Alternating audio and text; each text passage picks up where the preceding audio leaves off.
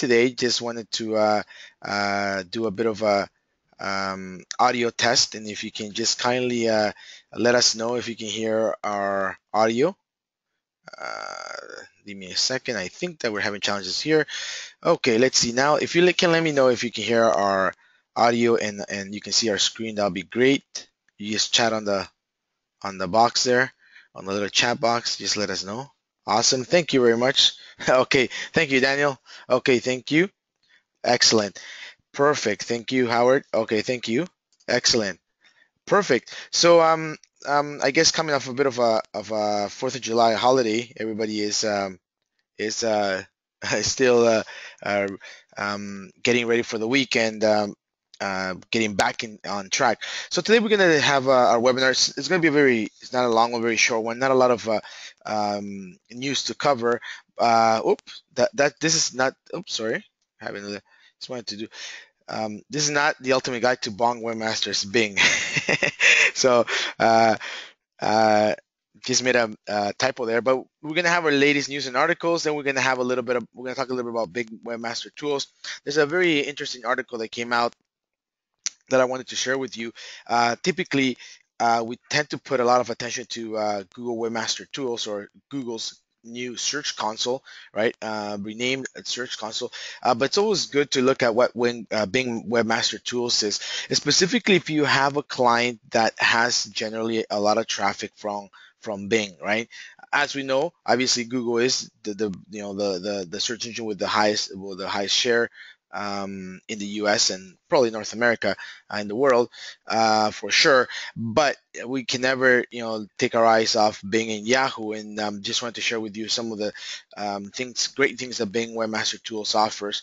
And if you have any questions, we can kind of discuss them, or we can have our team help you in the setup. So anyhow, we'll touch base on that. Okay. So to begin. Okay, so we'll start with the news. Amalia is also joining us. We're both off away from Toronto today. Amalia, I believe you're in South Carolina today. I'm in South Carolina and absolutely loving the southern hospitality and weather. Very different from Toronto. So, yeah, very really nice surroundings, I have to say. Okay, okay, so perfect. So we'll begin. And one of the things that just a brief introduction to the news.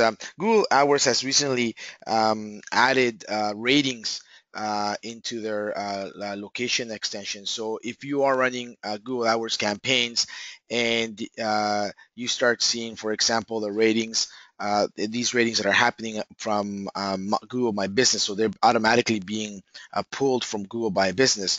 So if your client has everything set up properly, meaning they have their Google My Business set up properly, their Google AdWords set up with the extensions set up, you will start seeing on the desktop and the tablet in the search results the ratings. So this is something new that I believe they're testing still, because interestingly enough, they only have it for the desktop and tablet search results, and this is for Google AdWords. So now people can actually see their the reviews and ratings, which is a very good thing. It is also very important to make sure that when you are setting it up for your client, that their ratings and reviews are very positive, right?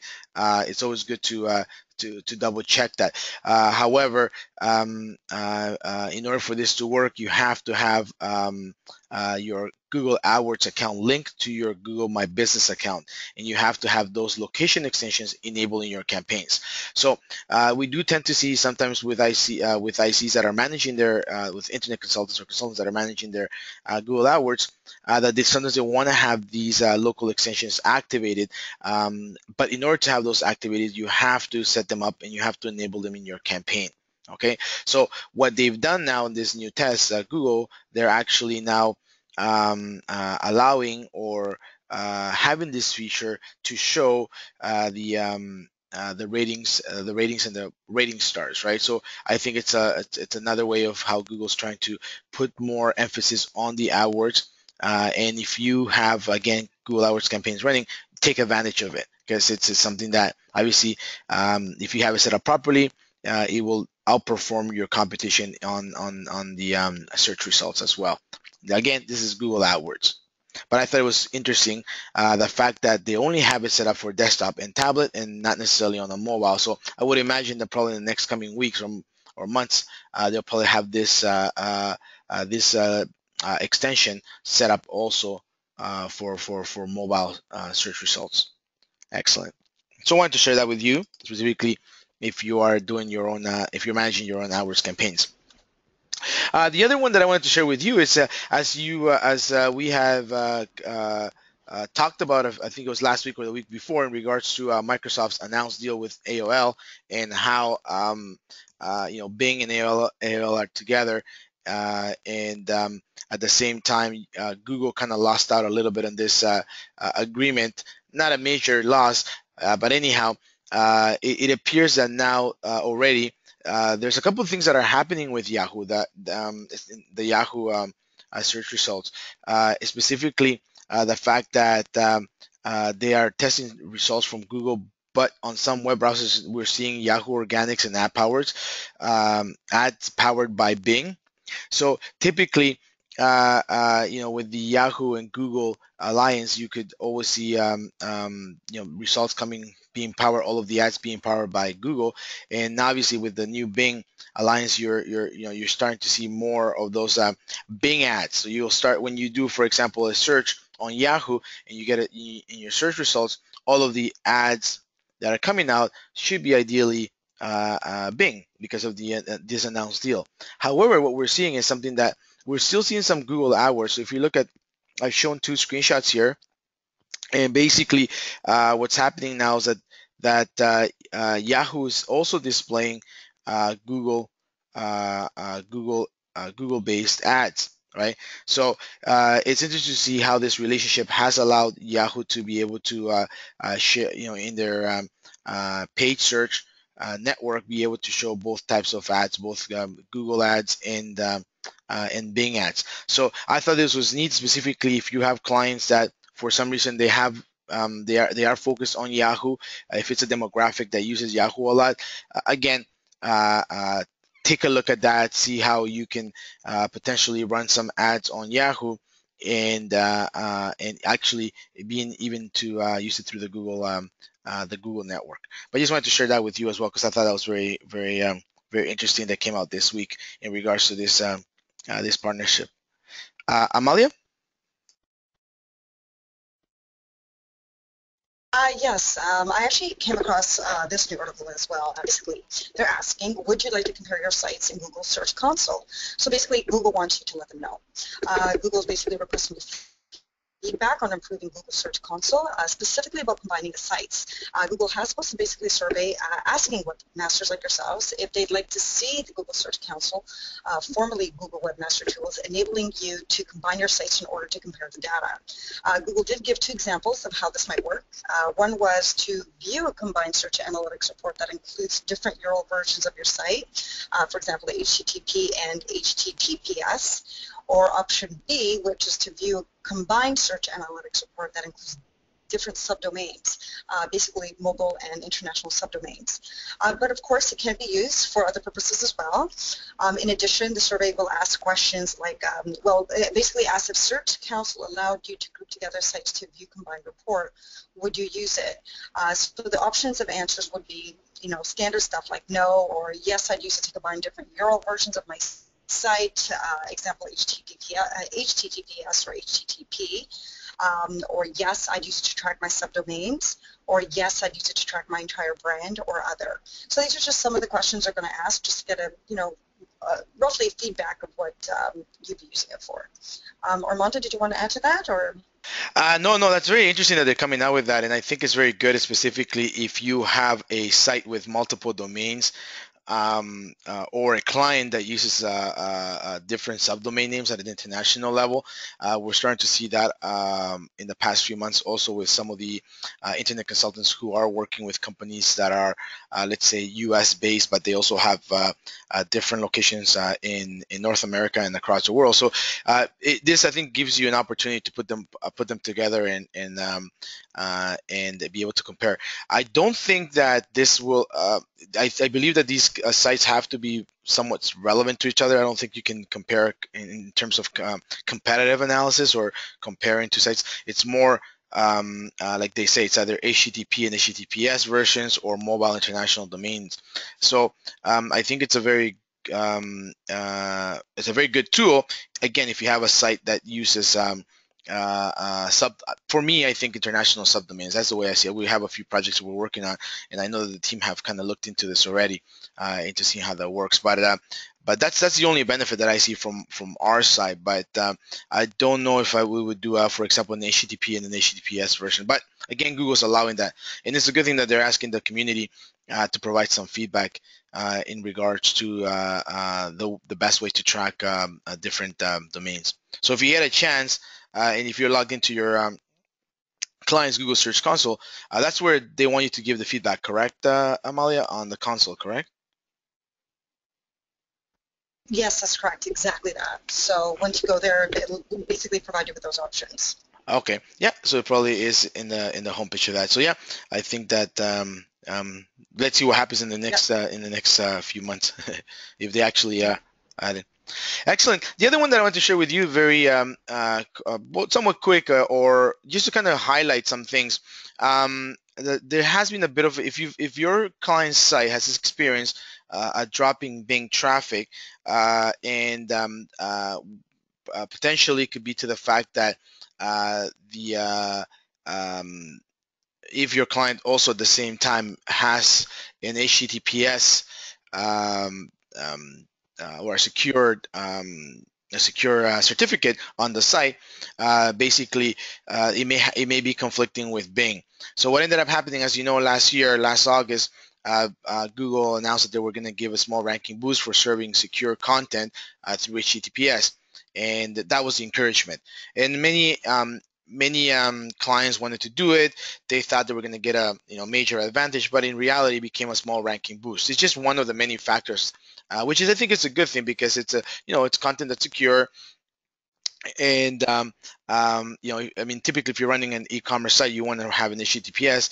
But if you're just running a standard site, many ICs opted for the clients to have HTTPS. It's not mandatory; it just gives you a bit of a small ranking boost. However, in doing that, as more and more sites migrated to this, Bing has had some trouble keeping up with the uprising security methods and standards. So as a result, specifically in the past few months, there has been there has been a trend where sites that move to HTTPS have experienced a drop in Bing crawlings and rankings. Okay, so again, it's something that we wanted to share with you. Nothing to be alarmed about. Whether should you remove the HTTPS or not. To the secure certificate from your client's website because it's impacting your Bing's traffic. I think that what you got to do is a couple of things that the article here talks about. Some of the tips that you should be following to avoid having a drop in Bing crawlings and rankings. The number one thing is that you have to make sure that you keep an eye on your monthly stats reports. And if your client has seen this decrease, then you have to really move forward to implement some of the best business practices that they are recommending in this article. And there is a technical side to this. I'm not going to get into a lot of details, and if you are, I mean, if you are interested, the article link is right there. So there's some technicalities that you should be looking for if you are really trying to figure this out and trying to see how your site can go back, can get re-ranked or increase their rankings if they've had a drop. But the key thing here is that uh, through Bing Webmaster Tools, you can actually do a couple of things that would allow your site to improve if they've suffered a little bit in ranks in their drop in rankings. And the first thing that you want to do is obviously set up your client's Bing Webmaster Tools. I believe, and that's why I also want to share that today with you in regards to the Bing Webmaster Tools console. I think this is just as equally as important as Google's because it gives you a bit of a status of the nation on your website all the time. Obviously, Google's is more important, so that's a mandatory in any SEO checklist, right? That you are set up in Google Webmaster Tools, your site's verified. But equally as important, I would encourage that you also set up your clients on Bing Webmaster Tools. And the process is very straightforward, very simple. Very similar to Google's. Just there's no big science to it. The only thing is that you have to activate it. So and it's like Google, it's a free tool. And what you want to make sure is that when you want to make sure that you are submitting error-free XML sitemaps to Bing. And as I go through the presentation later in the next few slides, you'll see that it's very easy to do with Bing as well. And you also want to make sure that for sites using SNI, which is a type of security extension that they use, that these need to be hosted on the non-HTTPS version of the site, at least until the XML sitemap submission tool is fixed. You want to make sure that you're keeping an eye on the reports and data in Bing Webmaster Tools and Bing Organic as well. So you want to make sure here. I kind of added some of the things that you should be doing if you are having challenges with a drop in rankings. So number 2 is keep an eye out for trouble using the combination of the reports and data report in Bing Webmaster Tools and Bing Organic Traffic. And number 3, if your site really is suffering on the Bing search results, and also there's a big significant drop in traffic, feel free to reach out to the Bing support team. And I've actually added the link here. If you give me a quick second, I'm actually going to paste it into the chat box. So sometimes we get ICs that want to connect with Google or Bing, and sometimes it can be challenging getting a hold of them. So keep this in your list of things to your little arsenal of things. And I just posted it there. Just keep it in your things to do, because it is always good to have this support line in case you need some support specifically with Bing or setting up even the Bing Webmaster Tools. Excellent. So this is something that has happened probably in the last 4 or 5 weeks. There's been more and more sites that are suffering rankings on Bing because of the fact that they have moved to an HTTPS or a secure certificate, an SSL certificate. Okay. So just wanted to share that with you as well from Bing. Okay. Amalia? Yes, so I came across this new article I want to share with everybody. So Bing basically adds a new tool. It's an enhanced content and mapping upgrade. The new search layers and other enhancements boost the utility of this product. Microsoft basically most recently announced that the next version of Bing Maps will offer many new features, enhanced content, and multiple design enhancements on their maps. Users can see that the version of the new Bing Maps in action today by opting to Maps. Sorry about that, I'm working from home. Oh, There seems to be another tenant in here that's set. I think Amalia? Sorry, I'm losing somebody here. There's a connectivity issue. Yeah, can you hear me? I'm so sorry. I had connectivity issues. Can Okay. everybody hear Yeah. me? Yeah. We can hear you. Can everybody hear me? Okay, Yeah. I'm so sorry about that. Okay, forgive me. So anyways, what's happening is so basically the new version of the new Bing Maps is in action today by opting into Bing Maps preview. Their emphasis is basically on content exploration and planning rather than isolated lookups, which is currently the dominant use case for maps. Overall, the new version of the Bing Maps gets the user much closer to the Google Maps in terms of functionality, and in some areas it exceeds it with more user-friendly experience. There's also a quasi-assistance from MapQuest with Bing, emulating the former layered results, which basically allows simultaneous display of mutual category searches on some of the map areas. Now, if you go to the second slide there, basically you will find that the Google Maps, for example, you'll find in the right-hand image, that there has a nearby search feature that allows the users to find a location and then search for other types of businesses around it. but it doesn't allow you to search for several business categories and see them plotted on the same map, like examples being restaurants, hotels, museums. Each new query or category search must be executed separately. Um, Now, if you notice the other slide under the Google Maps, which is Bing, in that new Bing Maps image on that right, the users can create layers of results around a specific pointer area, which is indicated basically right above.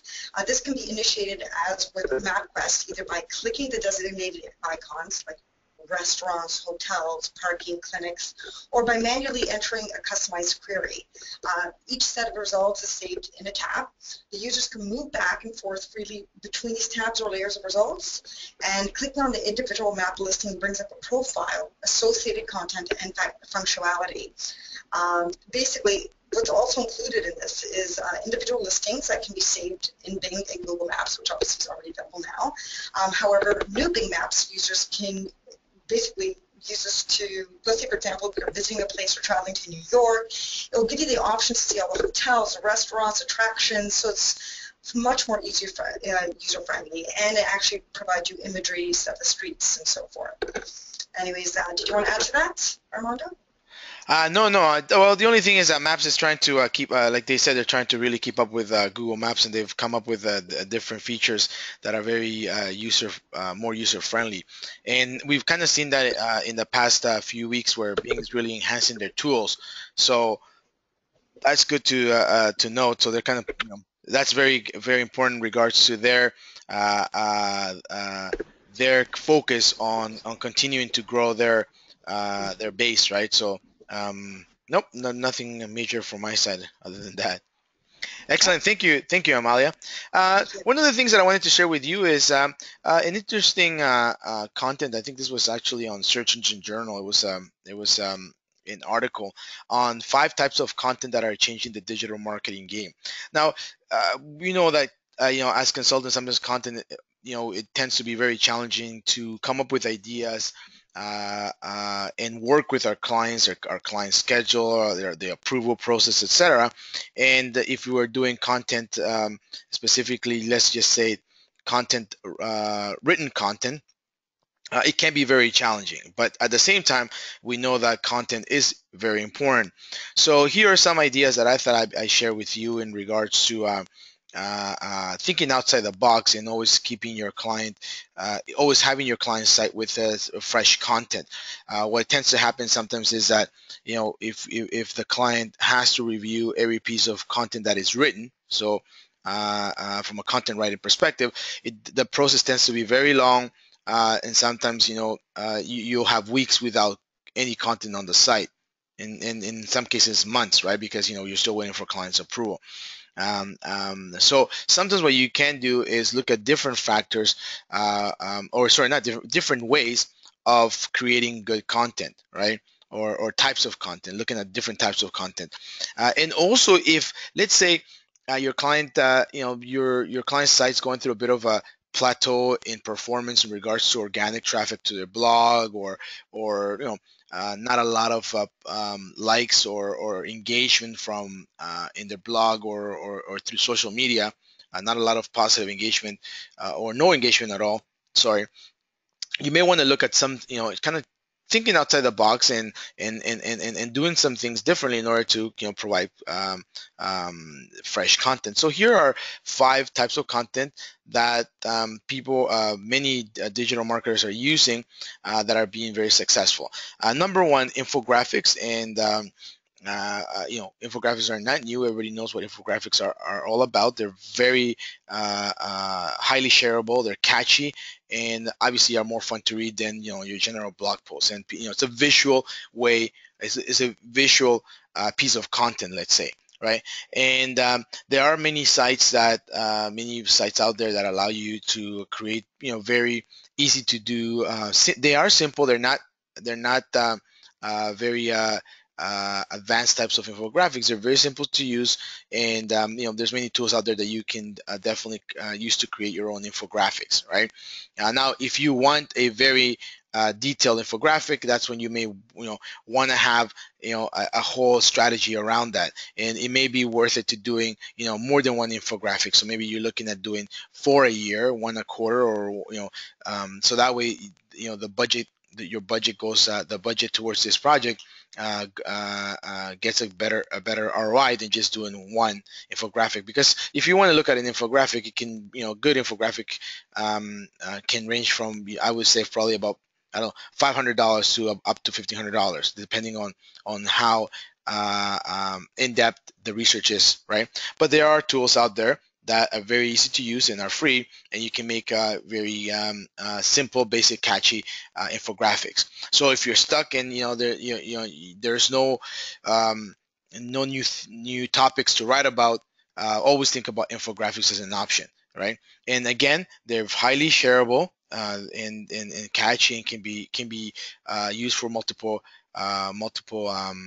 reasons, as well as can be not necessarily repurposed, but can be posted on different, not only on your blog but your social media. It can be used for many it has many uses, right?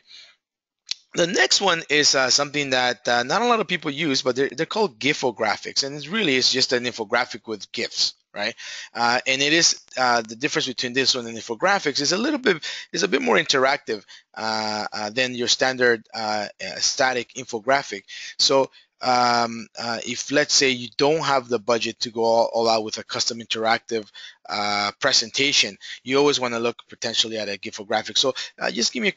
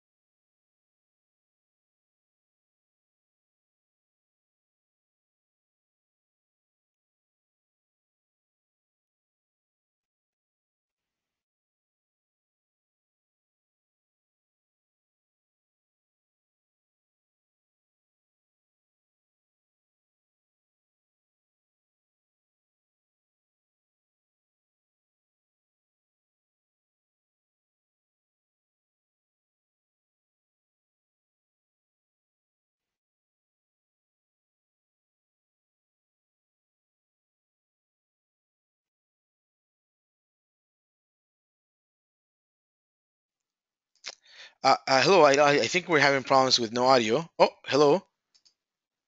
Amalia, can you hear me? I apologize. I think we're having some problems with the audio here. Um, don't know where it was left off. Can everybody hear me? Okay, excellent. Thank you, Mark. That was weird. Yeah, what I was saying was in regards to the different types of infographics, and also different ways of. Let me just go back here to my slides. I lost you there for a second. Apologies. Yeah, so we have infographics, and then we have gifographics. Infographics, everybody knows what infographics are. They're shareable. Gifographics, now we're looking at a mix between an interactive and a static infographic. So again, these are types of contents that you can be sharing, you can be creating for your clients if you want to move away from content writing for a few months, right? Because the process can be very tedious sometimes when when they're reviewing revisions for content, can take up weeks, etc. So here's another way of kind of doing it for them. I was mentioning that I'm not sure if there are any gifographic tools out there that are very easy to use. I know that there's many infographic websites that you can go and they're very affordable. If you want to do a highly detailed professional one, it may be more costly. Like I think it was anywhere between 500 to probably $1,200 to do a very well professionally designed one, which is worth it. But gifographics also, maybe you may want to go online and look for some tools that may allow you to do some gifographics as well. And again, it's just adding some interactivity. The other one is live streams. Now, I would imagine that for this type of content, which is real time, so it definitely creates that sense of urgency. It's the now, etc., and also allows viewers to be involved. It would be good for your client if they're having a product release or a specific news event or corporate event or anything that's happening with the organization that's changing. A live stream will be also a great way of sharing content.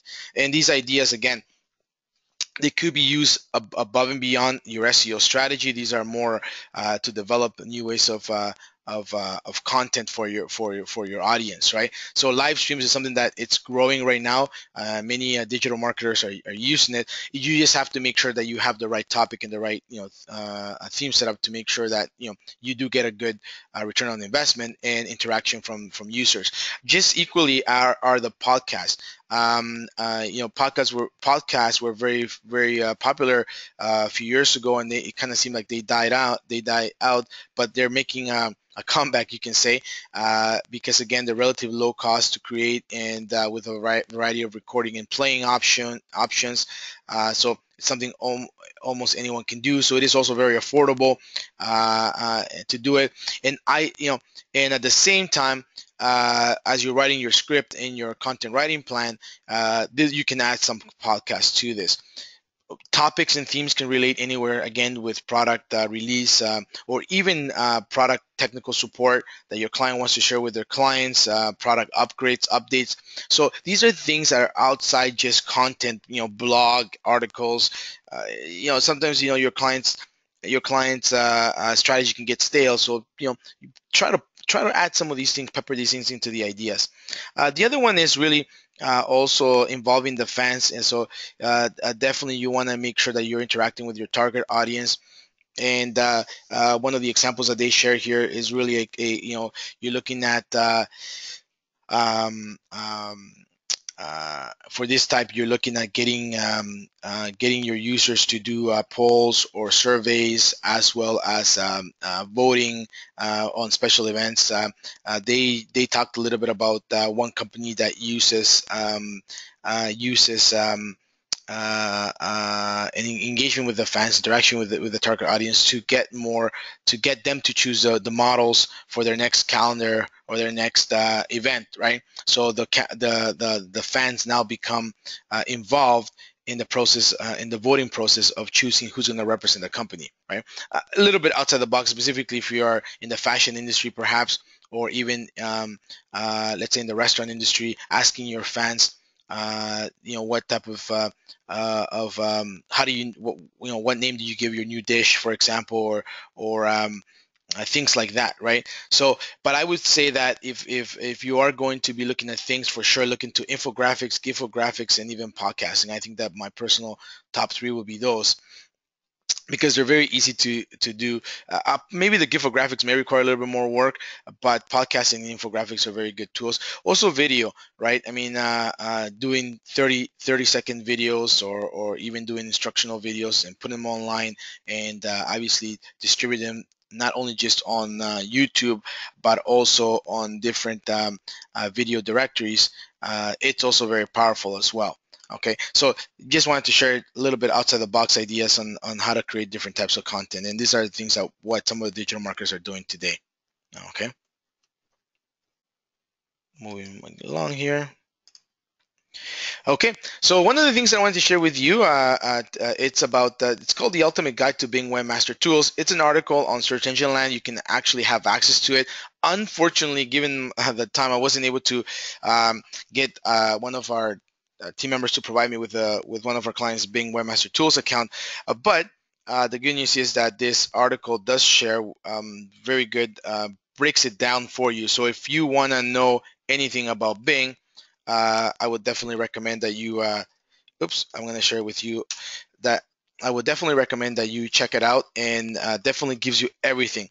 And the good thing about the Bing console is that there's a lot of similarities to Google's Search Console or Google Webmaster Tools.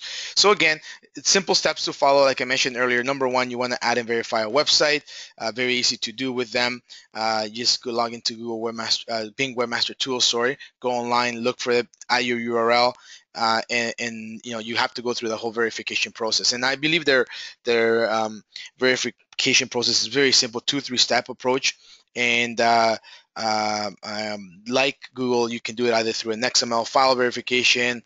The second is obviously to add a custom line of code, which I think is probably sometimes the easiest way of doing it. To verify any site, right? And then there's a DNS verification. So out of those three verification processes, I would probably encourage people to do the inserting the custom line of code. It's probably the easiest way to do it. Then as you log into it, very similar to Google Search Console, also known as Webmaster Tools, you have your listings of your sites, right? And the interface, it's a little bit different, but that definitely shows this pretty much the same ideas, the same results that you look for in Google Webmaster Tools. For example, clicks from search, pages crawled, pages indexed, etc. And also, obviously shares any messages and warnings that you have on your site. So very similar to Google Webmaster Tools, just a different dashboard, right? Now, when you go into a little bit deeper into the actual site, so your website's dashboard, again, it looks like Bing obviously is taking a little bit more time to do to add more design to their dashboard. They use more icons, etc., into it, so it's visually a bit more appealing. But it does share this pretty much the same information as you would find in Google Master Tools. Why would you want to have both? Well, there's nothing wrong with having both. You just want to make sure how your site, in this case, it's being viewed by the Bing, how it's being crawled by Bing, right? So definitely, if you do have a website that gets a lot of traffic from Bing, all right, you wanna, or it gets significant, not significant amount of traffic, you should definitely have this added to them. So again, it shows very similar to Google Dashboard, site activity, sitemaps. You can actually configure the site, and this is very very good, specifically if you want to upload a new sitemap, refresh your sitemap. So there's various ways of you being able to do it. There's various ways for you to submit a sitemap to for your website and view that information. So it does give you the same information that Google Master Tools provides you. Um, Also, they have something that they call it the media RSS feed, and it is something that you have to submit a little bit separately. It is a bit more technical, but it allows you to do that in order to support any media files as well, and indexing video, for example, or any type of video related content. You may have to do this. So this is a little bit different. I haven't seen this specific feature on Google Master Tools, but Bing does offer this. Then you have your submit URLs, very similar to Google Master Tools, where you can actually submit a specific URL to conduct an initial crawl, and if you can actually manually submit it, and that can happen, specifically with websites that that you can't really submit a sitemap. You may have to, from time to time, add specific pages to it, and it's a very definitely it's a beneficial feature as well. And it does give you a bit of a limit of adding only 10 pages per day, right? But you can do that. Ignore these URL parameters. Also, it's another feature that you can add to it. Crawl control settings, very very good. You can actually tell the crawl rate for your website. So typically, what they do is that Bing actually selects the best rate for your site, but you can also adjust this manually. One of the advantages is that you may want to select the custom crawl rate if you want a Bing bot to visit during off-peak hours. especially if you're running promotions that may impact your bandwidth, expecting a large amount of traffic, or doing heavy online content promotion. So it does give you a bit of control also. Okay, so that's what they call the crawl rate. Deep links, also something that Google's site links also has this, or Google's Webmaster Tools allows you to do this. You can actually, these are the links that appear beneath top ranked search results. You can actually add them in, and you can have more visibility through them. So with the deep links, it actually tells you again how you want them to display. Now this will be set up only to display on Bing's results. Okay, so you can also block URLs, any URLs that you don't want it to be crawled by the robots. You can actually block them. So again, at this level, I would actually, if you're not an expert, seek help. Feel free to connect with a production team. I know that we get sometimes questions from ICs in regards to Bing Webmaster Tools, and our team is pretty good at providing support for it as well. You can also have this feature is pretty interesting, the page preview, where you can actually preview your page. Also, Google has this, but again, Bing, it looks like they have a they have more design, more creative way of displaying their information. Disavow links is another way of actually, again, it's a disavow feature to notify Bing about any untrustworthy links pointing to their website. So you can actually do that. Connected pages. So this is where you can actually associate websites with their corresponding social media accounts. So again, it also gives you in this case, it gives you trending, how many times they appear in searches. Very similar to the social feature on Google Master Tools. And they also have app linking. Now, this is new. I kind of didn't get a whole chance to really dive into this. But if your site has a specific app, it can also be connected to their Webmaster Tools. Geotargeting, very important, specifically if you are looking at TLDs and you're looking at top level domain names internationally, for example, and you want to geo-target, it allows you to do that as well. Okay, so you can run reports, different reports that they have. Again, very easy to read. But the best thing is, if you want um, now, the only thing that I did notice is that they don't give you, very similar to Google Master Tools. They only give you 3 months 3 months of traffic data, right? So you can't really go back much, and they don't give you a year's worth. It just give you the last 3 months, I believe. So that was one of the things I kind of noticed on that as well. But again, very good way of providing you with all the information that you need to. So I just wanted to share, how you can actually set up your Bing Webmaster Tools and start really looking into that. I would do it for all the sites that you have, just as a as a as a must to do as you're setting up your SEO strategy for your clients. It's always good to do that as well. They have a search keywords report, very similar to Google Master Tools. It gives you, how many times they appear in search, the click-through rate, average search position. So very, very, very good, very, very detailed. Okay, perfect. I'm just gonna move on then into give me a quick second. Some of the questions that we have here. Um, Give me a second.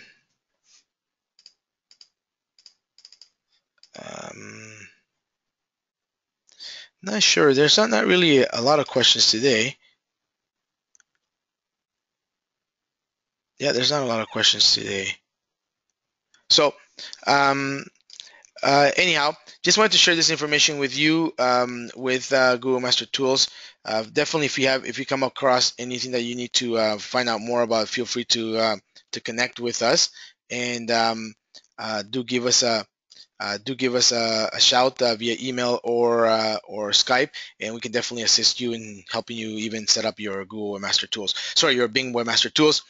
In our SEO programs, we usually try to add Bing into our adaptive SEO strategy. But if you have a traditional SEO strategy with your clients, we can definitely assist you in adding a Bing Webmaster Tools.